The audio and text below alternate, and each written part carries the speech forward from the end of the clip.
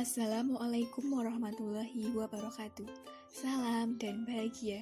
Di sini kami akan mempresentasikan hasil kerja kelompok kami tentang sifat fisik larutan dengan anggota kelompok saya sendiri Octavia Indasari dengan NIM 20200160009, yang kedua Syevita Bernian Divakusuma dengan NIM 20200160021, yang ketiga Qurainil Mutahharoh dengan NIM 20200160029. Video ini kami buat untuk memenuhi salah satu tugas mata kuliah kimia lanjut dengan dosen Ibu Tias Ernawati MSc. Selamat menyaksikan. Pengertian larutan. Larutan adalah campuran homogen dua zat atau lebih. Zat yang jumlahnya lebih sedikit disebut zat terlarut, dan zat yang jumlahnya lebih banyak disebut zat pelarut. Larutan jenuh mengandung jumlah maksimum zat terlarut yang dapat larut dalam suatu pelarut pada suhu tertentu. Larutan tak jenuh mengandung zat terlarut lebih sedikit daripada yang sebenarnya dapat dilarutkan oleh pelarut pada suhu tertentu. Larutan lewat jenuh mengandung zat terlarut lebih banyak daripada yang terdapat dalam larutan jenuh pada suhu tertentu.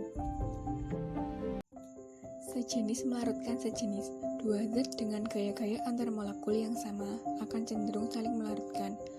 Molekul nonpolar dapat larut dalam pelarut nonpolar. Contohnya, CCl4 dalam C6H6.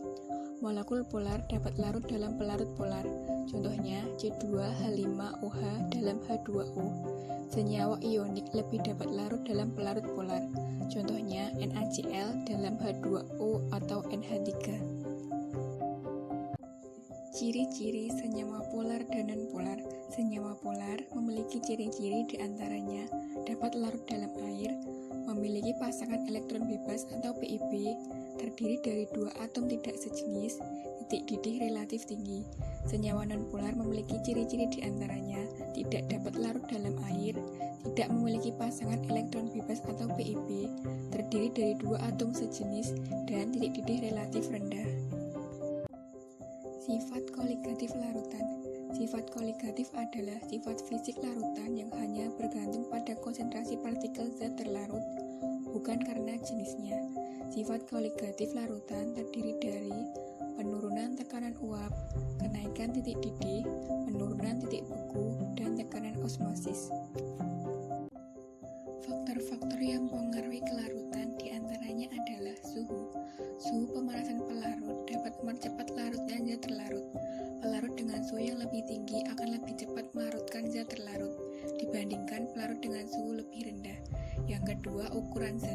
Ukuran zat terlarut dengan ukuran kecil atau serbuk lebih mudah melarut dibandingkan dengan zat terlarut dengan ukuran besar. Zat terlarut berbentuk serbuk, permukaan sentuh antara zat terlarut dengan pelarut semakin banyak. Akibatnya, zat terlarut berbentuk serbuk lebih cepat larut daripada zat terlarut berukuran besar. Yang ketiga, volume. Volume pelarut yang besar akan lebih mudah melarutkan zat terlarut. Yang keempat, pengadukan. Pengadukan menyebabkan partikel-partikel antara zat terlarut dengan pelarut akan semakin sering untuk bertabrakan. Hal ini menyebabkan proses pelarutan akan semakin cepat. Molaritas dan molalitas.